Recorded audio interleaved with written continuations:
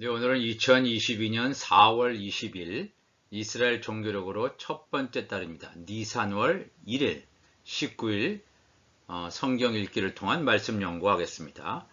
16번째 파라샤, 16번째 포션이란 뜻이죠. When he had sent, 그가 보냈을 때. 출애굽기 13장 17절에서 17장 16절의 말씀이 되겠습니다. 이번 파라샤의 제목은 그가 보냈을 때. 이 말씀은 출애굽기 13장 17절, 오늘 성경 연구가 시작되는 그런 첫 번째 절이 되겠죠. 바로가 백성을 보낸 후에 블레셋 사람의 땅의 길은 가까울지라도 하나님이 그들을 그 길로 인도하지 아니하셨으니, 이는 하나님이 말씀하시기를 이 백성이 전쟁을 하게 되면 마음을 돌이켜 애굽으로 돌아갈까 하셨습니다. 라는 말씀이 출애굽기 13장 17절의 말씀입니다. 이 바로가 백성을 보냈을 때, 이것이 이번 성경 읽기의 주제가 되겠습니다. 시작하는 말이 되겠습니다. 애굽왕 바로가 장자의 죽음을 겪고 마침내 이스라엘 백성을 보냈다는 것을 말하는 내용이 되겠습니다. 그러면 한 걸음 더 들어가 보겠습니다. 출애굽기는 13장부터고 그 다음에 구약 선지서 사사기 4장 4절에서 5장 31절, 여기서 다 다루지 못해도 우리가 이 말씀을 다 연관된 말씀이기 때문에 읽으시기를 바랍니다. 또 신약성경은 누가복음 2장 22절에서 24절, 요한복음 6장 25절에서 35절, 요한복음 19장 31절에서 37절, 고린도전서 10장 1절에서 13절, 고린도후서 8장 1절에서 15절, 요한계시록 15장 1절에서 4절 말씀이 됩니다. 오늘 살펴본 말씀 내용은 다양한 주제들을 담고 있습니다. 그렇기 때문에 이 모든 것을 다 다룰 수는 없습니다. 이스라엘 백성들이 애굽에서 해방되어 출애굽하는 것을 시작으로 해서 홍해를 건너는 사건, 모세의 승리의 노래, 마라의 쓴물 사건, 만나와 메추라기 사건, 반석에서 물이 나오는 사건 등을 다루고 있습니다. 이 중에서 몇 사건을 추려서 살펴보기를 원합니다. 출애굽기 16장 1절 가보면 이스라엘 자손의 온 회중이 엘림에서 떠나 엘림과 시내산 사이에 있는 신광야에 이르니 애굽에서 나온 후 둘째 달 15일이라. 이스라엘 자손 온 회중이 그 광야에서 모세와 아론을 원망하여 이스라엘 자손이 그들에게 이르되 우리가 애굽 땅에서 고기 가마 곁에 앉아 있었던 때와 떡을 배불리 먹던 때에 여호와의 손에 죽었더라면 좋았을 것을, 너희가 이 광야로 우리를 인도해 내어 이 온 회중이 줄여 죽게 하는도다. 그때 여호와께서 모세에게 이르시되 보라, 내가 너희를 위하여 하늘에서 양식을 비같이 내리리니 백성이 나가서 일용할 것을 날마다 거둘 것이라. 이같이 하여 그들이 내 율법을 준행하나 아니하나 내가 시험하리라. 여섯째 날에는 그들이 그 거둔 것을 준비할지니 날마다 거두던 것에 갑절이 되리라 그랬습니다. 이스라엘 백성들은 애굽에서의 지긋지긋했던 노예와 같은 생활을 청산하고 드디어 자유의 몸이 됩니다. 이제 곧 더 좋은 일이 있을 것이라는 막연한 희망을 안고 광야의 길로 들어섭니다. 애굽 군대가 금방이라도 들이닥칠 것 같은 홍해 앞에서의 두려움을 뒤로하고 홍해가 갈라지는 기적을 목격했습니다. 출애굽기 14장에 나와 있습니다. 또한 이스라엘 백성들은 그 감격과 그 놀라움이 채 가시기도 전에 또 다른 위기를 만나게 됩니다. 광야를 건너라 심각한 목마름이 집단적으로 몰려옵니다.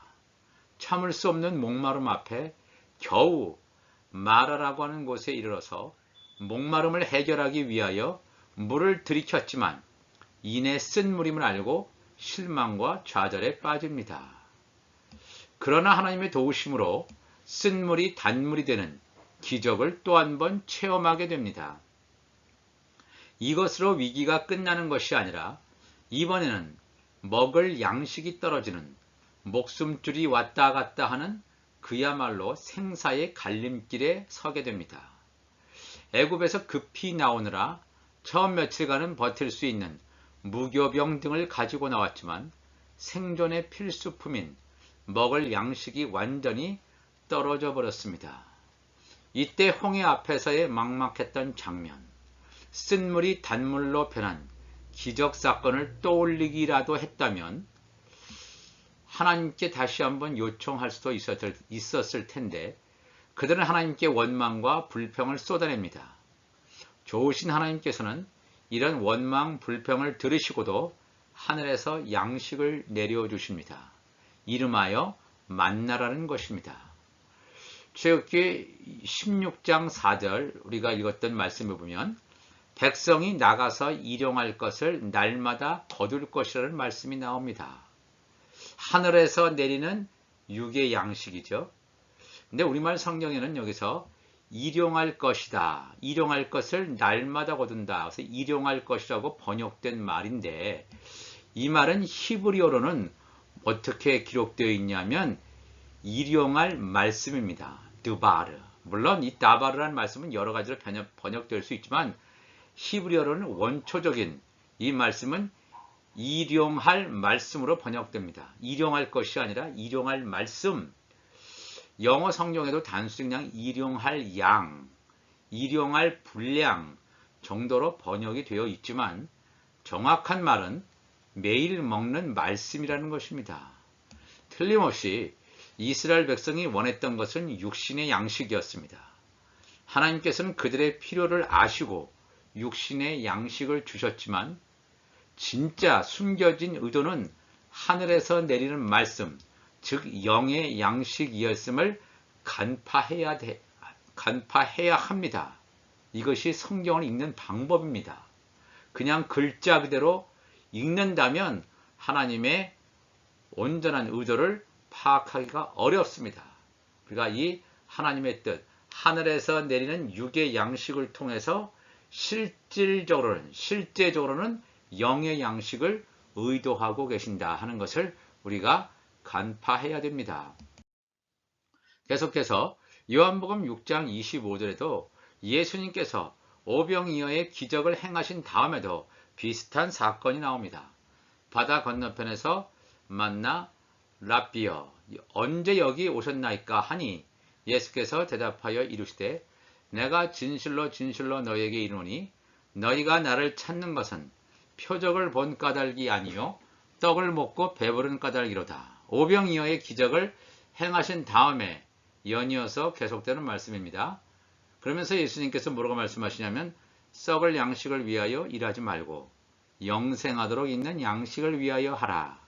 이 양식은 인자가 너희에게 주리니 인자는 아버지 하나님께서 인치신 자니라. 그들이 묻되 우리가 어떻게 하여야 하나님의 일을 하오리이까?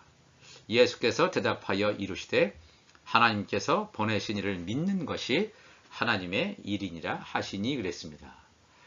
광야에서의 육신의 양식의 고갈은 당연히 육신적 배고픔을 가져옵니다. 육신적 양식의 공급을 통한 이 배고픔이 채워짐을 통해서 문제가 해결되는 것으로만 인식되어지지만 예수님께서는 보리떡 5개, 물고기 2마리, 오병이어의 기적을 통해서 5,000명을 먹이시는 기적사건을 분명히 일으키십니다. 육신의 배고픔을 만족시키십니다. 즉 육신적 양식, 육신적 배고픔의 해결을 단순히 말씀하시는 것이 아니다. 이것을 의도하기 위해서 이 말씀이 기록된 것이 아니다라는 사실을 우리가 빨리 알아야 됩니다. 왜냐하면 예수님께서는 제자들이 오병이어의 이 기적을 표적으로 바라보았으면 하셨습니다. 표적이죠. 이 표적은 사인입니다. 뭔가 이 화살표, 표적을 통해서 그 안에 숨겨져 있는 그 깊은 뜻을 바라보기를, 알기를 예수님은 원하셨던 것입니다. 예수님께서 제자들이 이 기적을 표적으로 바라보았으면 했는데 사실은 전혀 그렇지가 않았죠. 제자들은 오병이어의 기적을 육신적 배고픔을 해결하는 기적 사건 정도로만 인식하였던 것입니다.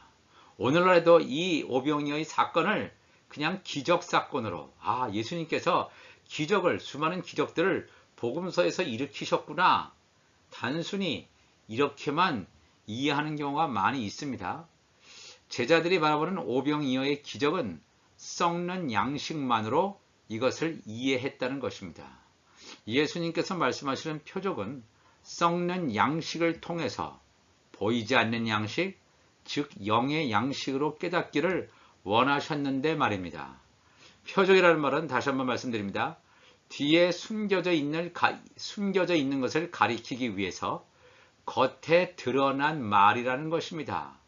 그런데 겉에 드러난 것에만 집중한다면 속에 감추어져 있는 진짜 의미를 놓치는 심각한 실수를 범할 수 있다는 것을 알아야 합니다.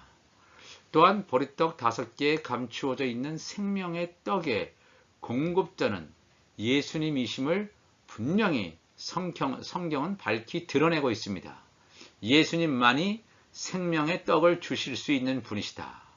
예수님 자체가 생명의 떡이다. 예수님의 입에서 흘러나오는 말씀이 생명의 떡이라는 것입니다. 예수님을 생명의 공급자로 만드신 원인은 과연 무엇인가? 성경은 우리에게 답을 줍니다. 예수님께서 하나님으로부터 성령의 인을 받은 자였기 때문입니다. 이 마지막 때에 하나님의 자녀들은 그 입에서 천국 복음이 나가게 되어 있습니다. 왜냐하면 그 안에 하나님의 성령으로 마음의 인을 받은 자이기 때문에 그렇습니다. 그 안에 하나님의 말씀이 가득한 자가 입을 열어서 예수님처럼 생명의 떡을 밖으로 선포할 수 있는 우리 모두가 되시기를 주님의 이름으로 축복을 합니다. 계속해서 요한복음 6장 30절에 그들이 묻되 그러면 우리가 보고 당신을 믿도록 행하시는 표적이 무엇이니까? 계속해서 표적을 물어보죠. 하시는 일이 무엇이니까? 기록된 바 하늘에서 그들에게 떡을 주어 먹게 하였다 함과 같이 우리 조상들은 광야에서 만나를 먹었나이다. 예수께서 이르시되 내가 진실로 진실로 너희에게 이르노니 모세가 너희에게 하늘로부터 떡을 준 것이 아니라 내 아버지께서 너희에게 하늘로부터 참 떡을 주시나니 하나님의 떡은 하늘에서 내려 세상에 생명을 주는 것이니라. 그들이 이르되 주여 이 떡을 항상 우리에게 주소서.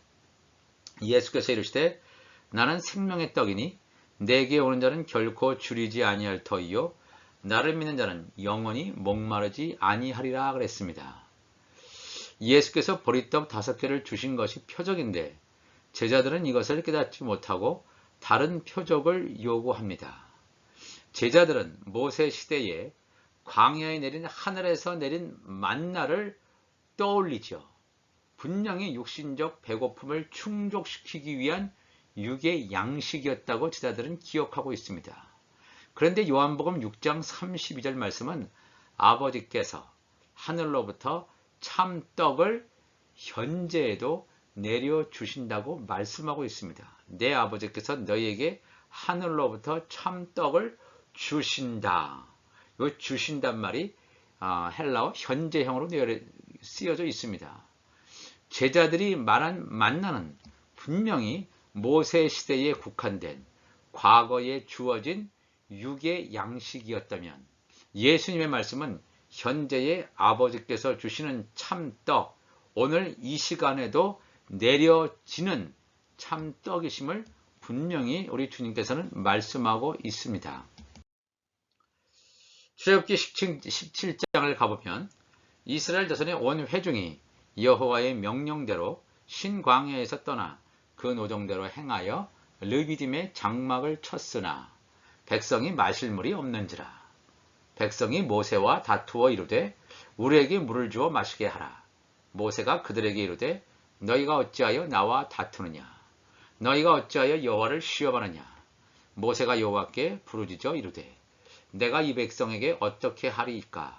그들이 조금 있으면 내게 돌을 던지겠나이다. 여호와께서 모세에게 이르시되 백성 앞을 지나서 이스라엘 장로들을 데리고 나일강을 치던 내 지팡이를 손에 잡고 가라. 내가 호렙산에 있는 그 반석 위 거기서 내 앞에 서리니 너는 그 반석을 치라. 그것에서 물이 나오리니 백성이 마시리라. 모세가 이스라엘 장로들의 목전에서 그대로 행하니라. 그가 그곳 이름을 마사 또는 무리바라 불렀으니 이는 이스라엘 자손이 다투었음이요. 또는 그들이 여호와를 시험하여 이르기를 여호와께서 우리 중에 계신가 안 계신가 하였음이라 그랬습니다.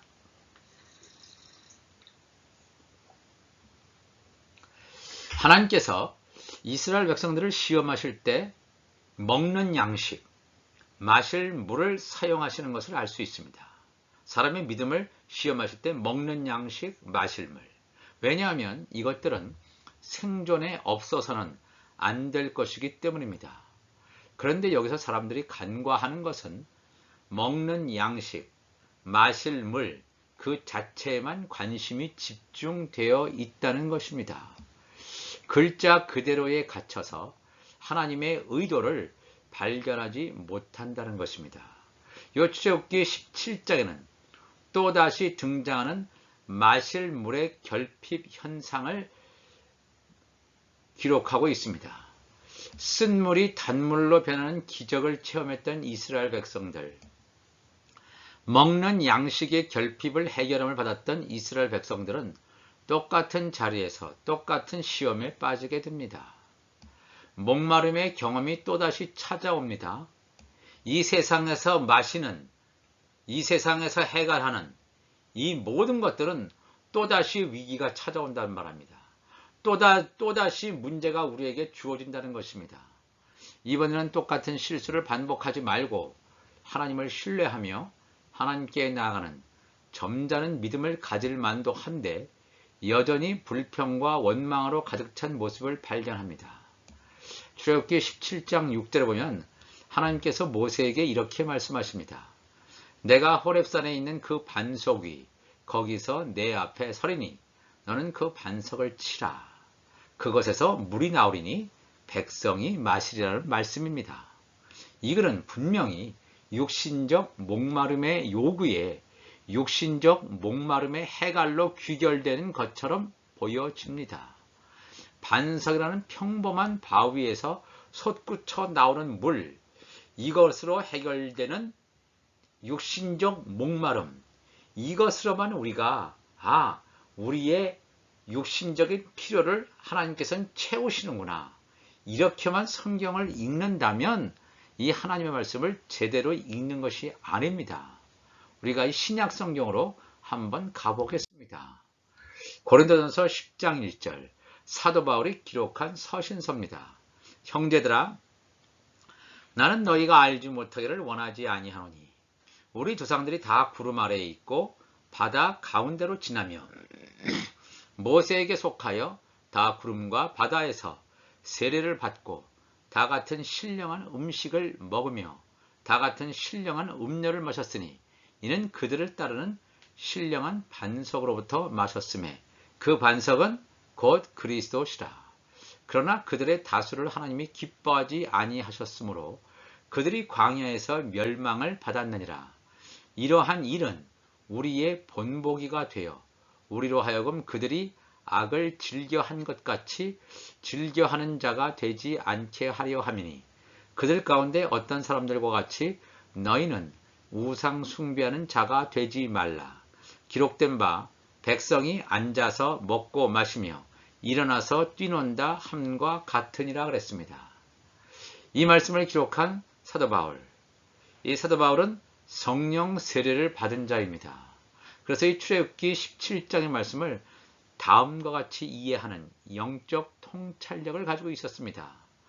모세가 호렙산에 있는 반석이라는 바위를 쳤을 때 쏟아져 나오는 이 물이 이스라엘 백성들의 갈증을 해결했다는 이 기적사건은 단순히 기적사건이 아니라 이것은 하나의 표적입니다. 표적. 모세가 내려친 반석이 바로 예수 그리스도이셨음을 깨달았다는 것입니다. 그냥 돌 같은 반석에서 물이 나온다. 이것은 예사 사건이 아니죠. 바로 이 반석이 예수 그리스도이심을 성경은 말씀하고 있는데 이것이 구약 성경에서는 가려져 있습니다. 왜냐하면 사람들은 기적 사건으로만 보기 때문에 이거는 표적 사건이기 때문에 표면, 심층에 갇혀져 있고 숨겨져 있는 내면의 의미를 캐내야 됩니다. 바울은 이것을 성령 세례를 받았기 때문에 이 반석이 그리스도시구나, 그리스도를 가리키는구나 하는 것을 알았습니다. 바울과 같이 깨닫지 못하고 그저 육신적 목마름만 해결되었다는 관점만 가지고 성경을 읽게 되면 성경의 내용을 땅에 속한 차원으로만 바라보게 됩니다. 하나님의 말씀은 우리 사람들이 이해할 수 있도록 하기 위해서 땅에 속한 resource, 땅에 속한 차원을 통해서, 땅에 속한 자원을 통해서 영적인 차원을 바라보게 하신다는 하나님의 의도를 전혀 이해하지 못한 결과가 되겠습니다. 예수 그리스도로부터 나오는 영의 양식, 생명수를 전혀 알지 못하면 영적인 맹인이 됩니다. 영적인 맹인이 되면 무슨 일이 벌어지냐면 영적인 간음을 행하게 됩니다.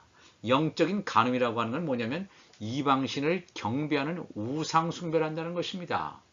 우리는 어떤 부처라든가 어떤 상, 이미지 앞에 절하지 않기 때문에 우리는 우상 숭배를 하지 않는구나 이렇게 착각하면 안 되고 우리가 이 하나님의 말씀을 온전하게 깨닫지 못하면 내 자신의 생각에 사로잡힐 수도 있고 또 기복적인 것, 이 만몬신에 완전히 굴복하는 우상 숭배를 할 수 있다는 사실을 우리가 철저하게 알아야 됩니다. 계속해서 고린도전서 10장 8절에 그들 중에 어떤 사람들이 음행하다가 하루에 2만 3천 명이 죽었나니 우리는 그들과 같이 음행하지 말자. 그들 가운데 어떤 사람들이 주를 시험하다가 뱀에게 멸망하였나니 우리는 그들과 같이 시험하지 말자. 그들 가운데 어떤 사람들이 원망하다가 멸망시키는 자에게 멸망하였나니 너희는 그들과 같이 원망하지 말라. 그러면서 11절에 그들에게 일어난 이런 일은 본보기가 되고 example이 되는 거예요. 본보기가 되고 또한 말세를 만난 우리를, 현재 이 말씀을 듣는 우리를 깨우치기 위하여 기록되었느니라. 그런즉 선줄로 생각하는 자는 넘어질까 조심하라. 사람이 감당할 시험 밖에는 너희가 당한 것이 없나니 오직 하나님은 미쁘사 너희가 감당하지 못할 시험당함을 허락하지 아니하시고 시험당할 즈음에 또한 피할 길을 내사 너희로 능히 감당하게 하시느니라 그랬습니다. 예수 그리스도로부터 나오는 물, 이게 바로 생명수입니다. 생명수. 이 생명수를 공급받지 못하면 멸망당할 것이라는 것이 이 고린도전서 10장 말씀의 핵심 요지가 되겠습니다. 바울은 이런 일이 현재와 미래의 본보기임을 말하고 있습니다. 영적으로 깨달음이 없는 사람들에게는 영적으로 깨어날 것을 일깨우는 말씀입니다. 오늘 말씀을 정리하겠습니다. 이스라엘 백성들이 출애굽하여 쓴물이 변하여 단물이 된 사건, 먹을 양식이 떨어져서 하늘에서 내린 만나를 먹은 사건, 반석에서 물이 나와서 육신적 목마름을 해결한 사건 등등은 모두 영적인 비밀을 함축하고 있습니다. 아무리 목마름이 있어도 쓴물은 먹을 수가 없습니다. 결코 도움이 되지 않고 이 사람들에게 해를 끼친다는 사실입니다. 우리가 이 하나님의 말씀을 온전히 먹지 못하고 변개된 말씀, 잘못된 말씀, 왜곡된 이 복음을 접하면 이 모든 것들은 다 쓴물이에요. 쓴물은 사람을 멸망하게 합니다. 먹을 수가 없습니다. 그러나 오늘 이 진노의 포도주와 같은 이 쓴물을 먹이고 먹는 자들이 얼마나 많은지 모릅니다. 온전한 하나님의 말씀인 단물을 먹어야 우리가 영이 살 것입니다. 육신적인 배고픔, 육신적 목마름을 통해서 영적인 양식과 영적인 생명수를 말씀하시는 성경의 의도를 간파하여 오늘도 하늘에서 날마다 내리는 영의 말씀을 사모하며 살아가시는 자들이 되시기를 간절히 소망합니다. 다 같이 기도하겠습니다. 하나님 아버지 감사합니다. 오늘도 이 말씀을 나누었습니다. 하늘에서 오늘도 내려주는 영의 양식을 먹는 자들이 되게 도와주시고 예수님께서 자신을 가리켜서 친히 나는 하늘에서 내리는 생명의 떡이라 말씀하셨는데 예수님의 살과 피를 먹고 마시는 하나님의 말씀을 먹고 마시는 우리 안에 영의 양식으로 가득 찬 하나님의 사람들이 되게 하여 주옵소서. 감사하며 예수님의 이름으로 기도하옵나이다. 아멘.